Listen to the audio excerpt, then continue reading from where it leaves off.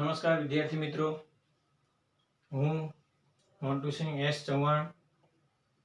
विद्यार्थी मित्रों, दरेक विद्यार्थी हवे धोरण 8 पास करी मास प्रमोशन थकी धोरण 9 में प्रवेश मेळवी चूक्या छो।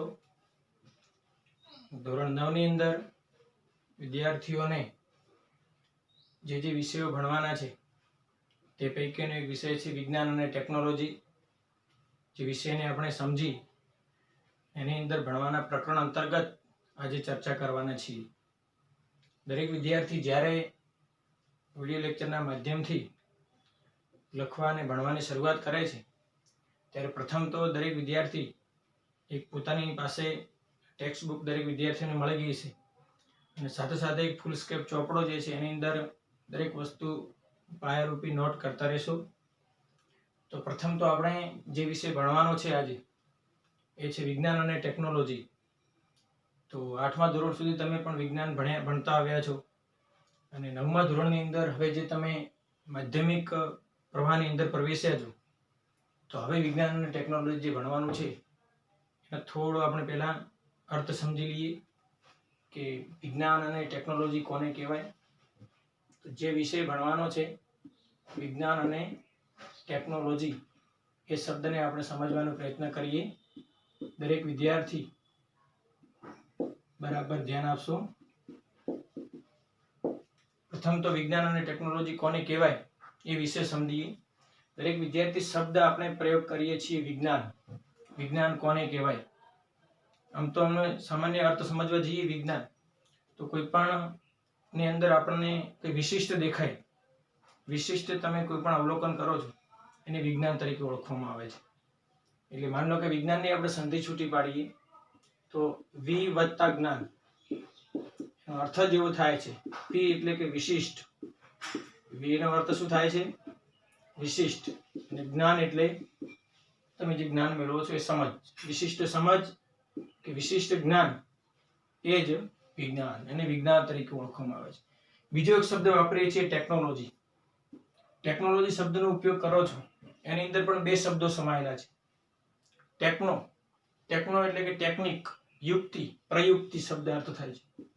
ટેકનો જે અર્થ છે એનો અર્થ એવો થાય છે ટેકનો એટલે કે યુક્તિ, યુક્તિ પણ કહેવાય, પ્રયુક્તિ પણ કહેવાય। અને લોજી, આ લોજી શબ્દ જે છે લોગસ ઉપરથી ઉતરી આવ્યો છે અને લોગસ નો અર્થ થાય છે અભ્યાસ। શું થાય છે? અભ્યાસ। તો વિજ્ઞાન અને ટેકનોલોજી કોને કહેવાય એને પ્રથમ આપણે સમજ મેળવી। વિશિષ્ટ જ્ઞાન અથવા તો વિશિષ્ટ સમજ એ જ વિજ્ઞાન। ટેકનોલોજી એટલે શું? તો ટેકનિક પૂર્વકનો અભ્યાસ અથવા તો યુક્તિ પૂર્વકના અભ્યાસને આપણે ટેકનોલોજી તરીકે ઓળખીએ છીએ। ચલો દરેક વિદ્યાર્થી ધ્યાન આપશો। હવે આ વિજ્ઞાન ટેકનોલોજીનો આપણે અર્થ સમજ્યો। આ વિદ્યાર્થીઓને પ્રશ્ન થશે કે સર વિજ્ઞાન અને ટેકનોલોજીનો અર્થ તો અમે સમજી ગયા પણ વિજ્ઞાનની અંદર શું આવે? વિજ્ઞાન ટેકનોલોજી વિષયમાં કઈ કઈ બાબતોનો સમાવેશ થાય છે, મુખ્ય કયા વિષયોનો સમાવેશ થાય છે તો એની ચર્ચા કરી લઈએ। તમે જે ધોરણોથી પર્યાવરણ પછી જે પણ વિજ્ઞાન ભણતા આવ્યા છો એ તમામ વિજ્ઞાનની અંદર વિજ્ઞાન મુખ્યત્વે 4 ભાગમાં વહેંચાયેલું હોય। કેટલા ભાગમાં? 4 ભાગમાં। આ 4 ભાગમાં વહેંચાયેલું વિજ્ઞાન જે છે એ મુખ્ય કયા 4 ભાગ છે એની આપણે ચર્ચા કરી લઈએ। પ્રથમ છે ભૌતિક વિજ્ઞાન,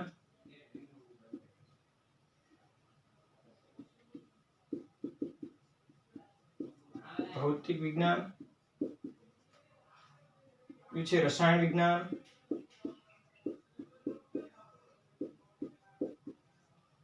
ત્રીજું છે જીવ વિજ્ઞાન અને ચોથું છે પર્યાવરણ।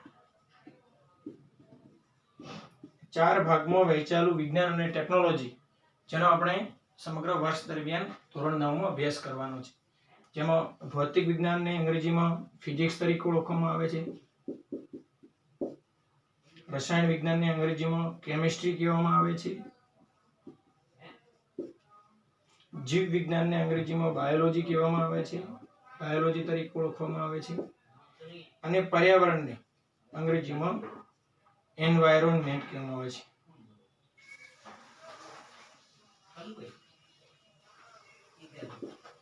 એન્વાયરમેન્ટ તરીકે ઓળખવામાં આવે છે। તો વિજ્ઞાન મુખ્ય 4 ભાગમાં વહેંચાયેલું છે. હવે દરેક વિદ્યાર્થીઓ ધોરણ 9 માં ભણતા દરેક વિદ્યાર્થીઓને પ્રશ્ન થશે કે 8મા ધોરણ સુધીમાં સાહેબ જે વિજ્ઞાન ભણ્યા છે એ પણ આ 4 ભાગમાં વહેંચાયેલું છે. યસ, તમે જે વિજ્ઞાન ટેકનોલોજી વિશે ભણો છો, વિજ્ઞાન ભણો છો, એ વિજ્ઞાન મુખ્ય 4 ભાગમાં વહેંચાયેલું હોય છે. બીજી બધી ઘણી બધી શાખાઓ આવે છે. જીવ વિજ્ઞાનની અલગ અલગ શાખાઓ આવશે, ભૌતિક વિજ્ઞાનમાં અલગ અલગ શાખાઓ જોવા મળે, રસાયણ વિજ્ઞાનમાં પણ અલગ અલગ શાખાઓ જોવા મળે, પર્યાવરણ પણ જુદા જુદા પ્રકારના આવરણો પ્રમાણે વહેંચાયેલું છે. એ રીતે આખું વિજ્ઞાન ટેકનોલોજી જે છે એ જુદા જુદા આવરણોમાં વહેંચાયેલું છે.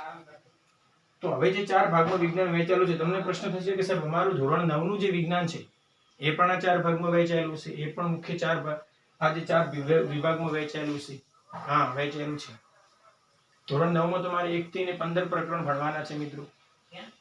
અને જે 15 પ્રકરણ જે છે એ પણ મુખ્ય 4 ભાગમાં વહેંચાયેલું છે. દરેક વિદ્યાર્થીઓને પાઠ્યપુસ્તક મળી ગયા છે. એની અંદર ખાસ જોજો તમે કે તમારું જે વિજ્ઞાન અને ટેકનોલોજી જે છે એ કયા 4 ભાગમાં વહેંચાયેલું છે, કયા કયા પ્રકરણ છે એનો અભ્યાસ કરજો. હું તમને કહી દઉં છું કે ધોરણ 9 માં જે વિજ્ઞાન ટેકનોલોજી છે એમાં પ્રથમ 5 પ્રકરણ જે છે, જેની અંદર પ્રથમ 4 પ્રકરણ જે છે એ રસાયણ વિજ્ઞાનના છે, કેમિસ્ટ્રી જેને કહેવામાં આવે છે. 5 અને 7, 5 થી 7 પ્રકરણ જે છે એ જીવ વિજ્ઞાનમાં સમાવેશ થાય છે, બાયોલોજીમાં સમાવિષ્ટ છે. અને 8 થી જે 13 પ્રકરણ સુધી જે છે ધ્વનિ, એ ચેપ્ટર જે છે ભૌતિક વિજ્ઞાનમાં સમાવેશ પામે છે. અને 14 અને 15 આ બંને પ્રકરણ જે છે એ પર્યાવરણ, એન્વાયરમેન્ટમાં જેનો સમાવેશ થાય છે. તો આ 15 પ્રકરણ જે તમારે વર્ષ દરમિયાન અભ્યાસ કરવાનો છે એ આ રીતે 4 ભાગમાં વહેંચાયેલા છે. આપણે આશા રાખીએ કે દરેક વિદ્યાર્થીઓને વિજ્ઞાન અને ટેકનોલોજીનો અર્થ અને વિજ્ઞાન જે 4 ભાગમાં મુખ્ય વહેંચાયેલું છે એની ખબર પડી ગઈ છે.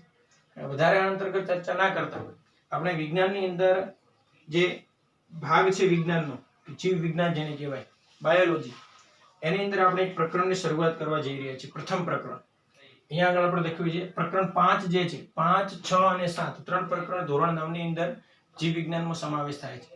તો 3 પ્રકરણ જેને તમારા દિવાળી પહેલાનો જે અભ્યાસક્રમ જે છે એની અંદર જીવ વિજ્ઞાનનું પ્રથમ પ્રકરણ છે ચેપ્ટર નંબર 5, સજીવનો પાયાનો એકમ, એનો આપણે અભ્યાસ કરવાનો છે. તો ચેપ્ટર નંબર 5 ને બરોબર સમજવાનો પ્રયત્ન કરીએ. દરેક વિદ્યાર્થી ધ્યાન આપશે. ચેપ્ટરનું નામ છે સજીવોનો પાયાનો એકમ, the fundamental unit of life, જેને અંગ્રેજીમાં કહેવામાં આવે છે. તો સજીવનો પાયાનો એકમ જે ચેપ્ટર જે છે એ અંતર્ગત આપણે ચર્ચા કરવાની છે આજે. હવે દરેક વિદ્યાર્થી સજીવનો પાયાનો એકમ ભણતા પહેલા પહેલો શબ્દ બોલો છો સજીવ. હવે બધાને પ્રશ્ન થશે કે સજીવ શબ્દથી સાહેબ અમે જાણકાર છીએ, પણ સજીવ શબ્દનો શું અર્થ થાય છે, સજીવ કોને કહેવાય, સજીવ શાનો બનેલો છે, આવા બધા પ્રશ્ન બધાને સતાવતા હોય છે. પહેલો પ્રશ્ન આપણે શું થાય કે સજીવ કોને કહેવાય, સજીવ કોને કહેવાય, પહેલો પ્રશ્ન આપણને એવું થશે. તો દરેક વિદ્યાર્થીને પૂછવામાં આવે કે સજીવ કેવો છે, સજીવ કોને કહેવાય. તમે તમારી આજુબાજુ અવલોકન કરો, અવલોકન કરતા તમને જાણ થશે કે સજીવ કોને કહેવાય. તમે કહી શકશો કે મારી બાજુમાં એક પેન્સિલ પડી છે, એક બોલપેન પડી છે, ટેબલ પડી છે, ખુરશી પડી છે, આજુબાજુ મચ્છર દેખાય છે, કીડી મકોડા દેખાય છે. તો એને તમે એક મોટો કોષ્ટક બનાવો અને એને નિહાળો કે આની અંદર સજીવ કયા છે અને નિર્જીવ કયા છે. અને અલગ પાડવાનું કે સજીવ નિર્જીવ કોને કહેવાય, સજીવને કઈ રીતે ઓળખી શકશું. એક બીજું પણ લક્ષણ તમે જાણો છો કે ભાઈ કોઈ સજીવ છે તો હલનચલન કરી રહ્યું છે, શ્વાસોશ્વાસની પ્રક્રિયા કરી રહ્યું છે, તો એ સજીવ કહેવાય. આ રીતે આપણે અલગ કરીએ છીએ ને કે હલનચલન પ્રચલન કરી રહ્યા છે તો એ સજીવ છે, શ્વસન કરી રહ્યું છે તો એ સજીવ છે, જે આ બધી પ્રક્રિયાઓ નથી કરતું એ શું છે, નિર્જીવ છે. આ રીતે આપણે અલગ કરતા હોઈએ છીએ. પણ સજીવનું કોઈ સ્પેસિફિક જે છે એ લક્ષણ કયું છે, ચોક્કસ લક્ષણ કયું છે, એને કઈ રીતે આપણે અલગ કરી શકું સજીવ નિર્જીવ. આમ તમને કોષ્ટક બનાવો કે એમ આવે કે તમે તમારા ઘરની બહાર નજર નાખો, ઘરની અંદર બેઠા બેઠા બહાર રોડ ઉપર નજર નાખો, તમને જે દેખાય છે એને સજીવ અને નિર્જીવમાં અલગ કરો. તમે થોડી વાર થશે ગાડી જશે, ટ્રેક્ટર જશે, બાઇક જશે, સાયકલ જશે, ગાય જાય છે, અન્ય કોઈ પ્રાણી કૂતરા જાય છે, આ તમામ ચકલી ઉડે છે, આ બધા તમને જે અવલોકનો કરો એના ઉપર તમે કોષ્ટક બનાવો કે હા આ સજીવ કહેવાય, આ નિર્જીવ કહેવાય. આખો કોષ્ટક બનાવો છો. પણ સજીવ અને નિર્જીવ જે છે એને અલગ કઈ રીતે કરવા એ તમે અવલોકન થકી કરી શકશો કે સાહેબ આ સજીવ છે આ નિર્જીવ છે. પણ એના સિવાય સજીવને એવા કયા લક્ષણો કે જેને અલગ અલગ ભાગમાં મૂકી શકાય. તો એ લક્ષણો કયા? પહેલું તમે હાલ બોલ્યા કે સજીવ જે છે એ શ્વસન કરી શકે. શ્વસન એટલે શ્વાસોશ્વાસ.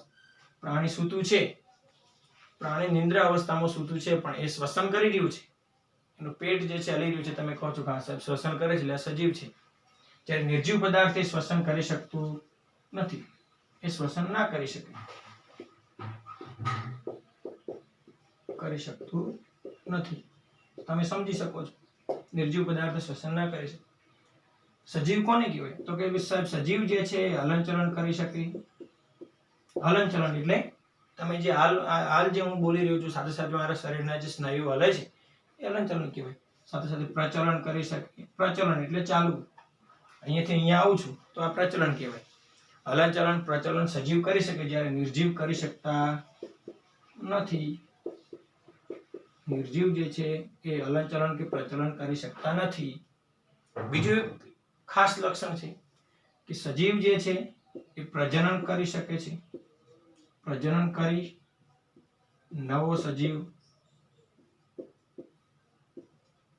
નવા સજીવનું નિર્માણ કરી શકે છે. નિર્માણ કરી શકે છે, જ્યારે નિર્જીવ જે છે એ કરી શકતા નથી. સમજી શકો છો ને? નિર્જીવ પદાર્થો એ નિર્માણ કરી શકતા નથી. તો આ તમામ લક્ષણો જે છે સજીવ નિર્જીવને અલગ કરવા માટે બહુ અગત્યના છે. આપણે એમ જાણી શકીએ છીએ કે સજીવ નિર્જીવ કોને કહેવાય. ખાસ લક્ષણો જે છે જેના દ્વારા સજીવ અને નિર્જીવને તમે અલગ કરી શકો છો. બીજું એક લક્ષણ છે, સજીવ જે છે વૃદ્ધિ કરી શકે. વૃદ્ધિ કરી શકે, જ્યારે નિર્જીવ જે છે એ કરી શકતા નથી. નિર્જીવ વૃદ્ધિ ના કરી શકે. ઉદાહરણ તરીકે મનુષ્ય છે, પ્રાણી છે, વનસ્પતિ છે, નાનામાંથી મોટા થાય છે, વૃદ્ધિ થાય છે એની અંદર. જ્યારે તમે ટેબલ નાના હતા ત્યારે લાવી દઉં, ટેબલ તમે મોટા થઈ ગયા, પણ ટેબલ એટલું ને એટલું જ છે. એનો મતલબ શું? નિર્જીવ પદાર્થો જે છે એ વૃદ્ધિ કરી શકતા નથી. એના થકી તમે સજીવ નિર્જીવને અલગ કરી શકો છો. તો આ તો માત્ર આપણે ચેપ્ટરનો પહેલો શબ્દ સજીવ ઉપરથી આટલું ભણ્યા. હજી સજીવનો પાયાનો એકમ કોને કહેવાય એ તો ભણવાનું બાકી છે. સજીવનો પાયાનો એકમ જેને આપણે કોષ તરીકે ઓળખીએ છીએ, કોષ શબ્દ ક્યાંથી આવ્યો એની પહેલા ચર્ચા કરીએ. દરેક સજીવ કોને કહેવાય એની આપણને ખબર પડી ગઈ. સજીવ અને નિર્જીવને અલગ કઈ રીતે કરવા એની ખબર પડી ગઈ. હવે સજીવ જે છે એનો પાયાનો એકમ જેને ગણવામાં આવે છે એ શું છે એની આપણે ચર્ચા કરીએ. તો સજીવનો પાયાનો એકમને કોષ તરીકે ઓળખવામાં આવે છે. શાના તરીકે ઓળખવામાં આવે છે? કોષ શબ્દ તરીકે ઓળખવામાં આવે છે. હવે તમને પ્રશ્ન થશે કે સાહેબ આ કોષ શબ્દ ક્યાંથી આવ્યો, આ શું છે? નાના ધોરણમાં કોષ વિશે તમે ભણી ગયા છો. છઠ્ઠા ધોરણથી 6, 7, 8 ત્રણેય ધોરણની અંદર સામાન્ય કોષ વિશે માહિતી દરેક વિદ્યાર્થી મેળવી ચૂક્યા છે. કોષ શબ્દ જે છે એને અંગ્રેજીમાં કહેવામાં આવે છે સેલ. હવે તમને પ્રશ્ન થશે કે સાહેબ આ કોષ શબ્દ કોને આપ્યો, કોષ શબ્દ ક્યાંથી આવ્યો, કોષ શબ્દ ક્યાંથી ઉતરી આવ્યો? આ બધા જ પ્રશ્ન તમને સતાવતા હશે. ચાલો આપણે એનો વિગતવાર અભ્યાસ કરીએ કે કોષ શબ્દ ક્યાંથી આવે છે અને કોષ જે છે એ કોને શબ્દ આપ્યો છે એની આપણે ચર્ચા કરીએ. દરેક વિદ્યાર્થી ધ્યાન આપશો. ચલો, કોષ જેને અંગ્રેજીમાં કહેવામાં આવે છે સેલ. કોષ શબ્દનો અભ્યાસ વિદ્યાર્થી મિત્રો સૌપ્રથમ 1665 ની અંદર 1665 ની અંદર રોબર્ટ હુક નામના વૈજ્ઞાનિકે કર્યો હતો. કોષ શબ્દનો ઉપયોગ સૌપ્રથમ 1665 ની અંદર રોબર્ટ હુક નામના વૈજ્ઞાનિકે કર્યો હતો. હવે પાછો પ્રશ્ન છે કે સાહેબ કઈ રીતે આ શબ્દનો ઉપયોગ કર્યો હતો, ક્યાંથી લાવ્યો હતો, શું કર્યું હતું? આ બધા જ પ્રશ્ન તમને થતા હશે. તો રોબર્ટ હુક નામનો વૈજ્ઞાનિક જે છે એને સૌપ્રથમ 1665 ની અંદર કોષ શબ્દની શોધ કરી હતી અને કોષ જે છે એ વ્યાખ્યાયિત કર્યો હતો. સૌપ્રથમ રોબર્ટ હુક જે છે 1665 ની અંદર એક પ્લાન્ટ છે જેને રબર પ્લાન્ટ પણ કહેવાય અથવા એને ચીડ જે છે વૃક્ષ છે, રબર પ્લાન્ટ પણ કહેવાય અને ચીડ તરીકે પણ ઓળખવામાં આવે છે. અથવા એને ઓક એની પ્રજાતિ છે ઓક. રબર પ્લાન્ટ એને ચીડ પણ કહેવામાં આવે છે અથવા તેની ઓક એની એક પ્રજાતિ છે. રબર પ્લાન્ટની એક પ્રજાતિ છે. આ ઓક વનસ્પતિ જે છે એની અંદરથી બૂચ બને છે. શું બને છે? બૂચ. જે બૂચ આવે ને એ બૂચ જે છે ઓક નામની વનસ્પતિમાંથી બને છે. એ બૂચની છાલની અંદર સૌપ્રથમ રોબર્ટ હુક નામના વૈજ્ઞાનિકે 1665માં કોષનો અભ્યાસ કર્યો. એ બૂચ નામની વનસ્પતિની છાલ જે છે એ છાલની અંદર એમને એ રચના જોવા મળી મધપૂડા જેવી. મધપૂડો દરેક વિદ્યાર્થીઓ જોયો હશે. મધનો મધપૂડો જે હોય છે ને, મધપૂડા જેવી રચના એને બૂચ નામના જે બૂચ જે છે જે વનસ્પતિમાંથી બને છે એની છાલની અંદર મધપૂડા જેવી રચના જોઈ. આ મધપૂડા જેવી રચના જે છે જેની અંદર ખાના જોવા મળે. તમે જુઓ મધપૂડામાં જે માખીઓ રહેતી હોય છે એ દરેક માખીઓની અંદર, દરેક ખાનાની અંદર એક એક માખી રહેતી હોય છે અથવા માખીઓ રહેતી હોય. એ ખાના જે છે એ મધપૂડાની અંદર જોવા મળતા ખાના જે છે એ ખાનાનો જ્યારે અભ્યાસ કરવામાં આવ્યો ત્યારે ખાનાને એને કોષ કીધું કે પ્રત્યેક ખાનો જે છે કોષ તરીકે ઓળખવામાં આવે છે. કોષ જે છે એને અંગ્રેજીમાં સેલ કહેવાય. હવે તમને પ્રશ્ન થશે કે સાહેબ કોષ એટલે સેલ, તો કોષ શબ્દ જે છે, કોષ જેને આપણે સેલ કહીએ છીએ, આ સેલ શબ્દ જે છે સેલ્યુલા ઉપરથી ઉતરી આવ્યો છે. સેલ્યુલા લેટિન ભાષાનો શબ્દ છે સેલ્યુલા, જેના ઉપરથી સેલ કોષ શબ્દ ઉતરી આવ્યો છે. કોષ જે છે લેટિન ભાષાનો શબ્દ છે અને જે છે સેલ્યુલા ઉપરથી ઉતરી આવેલો આ શબ્દ છે. તો વનસ્પતિની છાલની અંદર મધપૂડા જેવી રચના જોઈ. મધપૂડાની અંદર જે ખાના જે છે પ્રત્યેક ખાનાને કોષ નામ આપ્યું. અને સેલ્યુલાનો અર્થ થાય છે નાની ઓરડી. શું થાય છે? નાની ઓરડી અથવા ઓરડો. ખાનું જે છે એ ખાનાનું નામ આપી દીધું કોષ અથવા સેલ. આ સૌપ્રથમ કોને કીધું? રોબર્ટ હુકે 1665 ની અંદર કોષ શબ્દને વ્યાખ્યાયિત કર્યો. અને એ જે છે એ મધપૂડા જેવી રચના જોવા મળી હતી. અને એ મધપૂડા જેવી જે રચના જોવા મળી હતી એની અંદર પ્રત્યેક ખાના જે દેખાતા હતા, પ્રત્યેક ઓરડો જે દેખાતો હતો, એનું નામ શું આપી દીધું? પછીથી કોષ, સેલ શબ્દ આપી દીધું. કોષ શબ્દ સૌપ્રથમ રોબર્ટ હુકે જે 1665 માં આપ્યો હતો. પરંતુ વિદ્યાર્થી મિત્રો, આ અવલોકન જ્યારે રોબર્ટ હુકે કર્યું, જ્યારે આ સાબિત કર્યું કે ભાઈ આને કોષ કહેવામાં આવે છે, ત્યારે તમામ જે છે એ વ્યવહારમાં લોકોએ સ્વીકાર્યું નહીં. આ જે છે આના સંશોધનને અવગણ્યું દરેકે. આને જે છે ધ્યાને લીધું નહીં. પછીથી જીવ વિજ્ઞાનની અંદર સૌથી મોટી શોધ ગણવામાં આવી. જીવ વિજ્ઞાન વિષયની રસપ્રદ અને સૌથી મોટી શોધ પછીથી ગણવામાં આવી. પણ જ્યારે સૌપ્રથમ વૈજ્ઞાનિકે આ બધો દાવો કર્યો ત્યારે આને સ્વીકારવામાં આવ્યું હતું નહીં.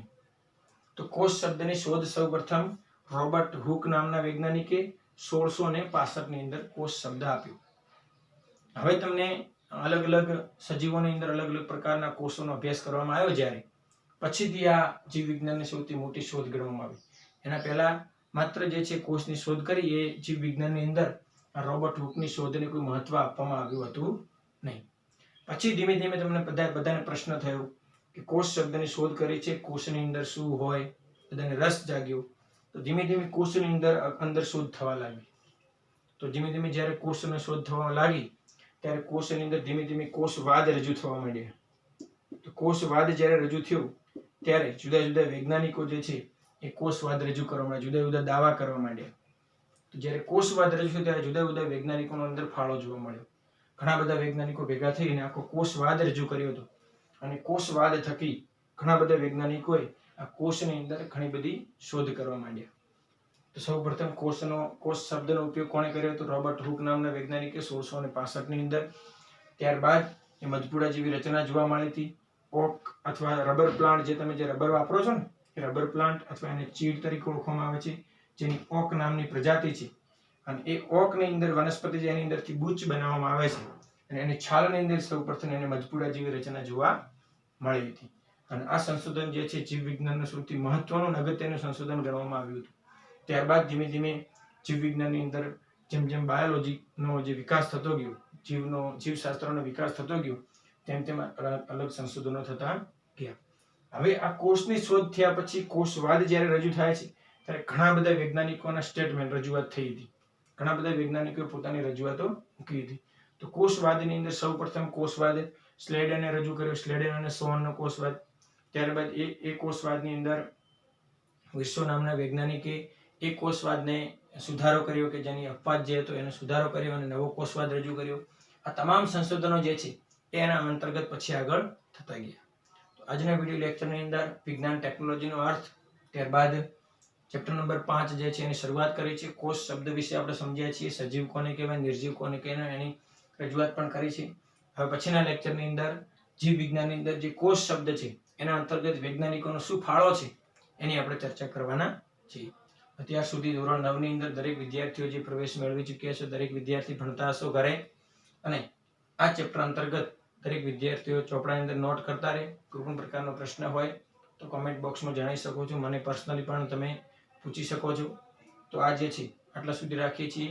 હવે પછીના વિડીયો લેક્ચરની અંદર જીવ વિજ્ઞાનની અંદર જે કોષની અંદર જીવ વિજ્ઞાનમાં વૈજ્ઞાનિકોનો શું ફાળો છે એના અંતર્ગત ચર્ચા કરવાના છીએ. તો આટલા સુધી આપણે આજે રાખીએ છીએ. આભાર.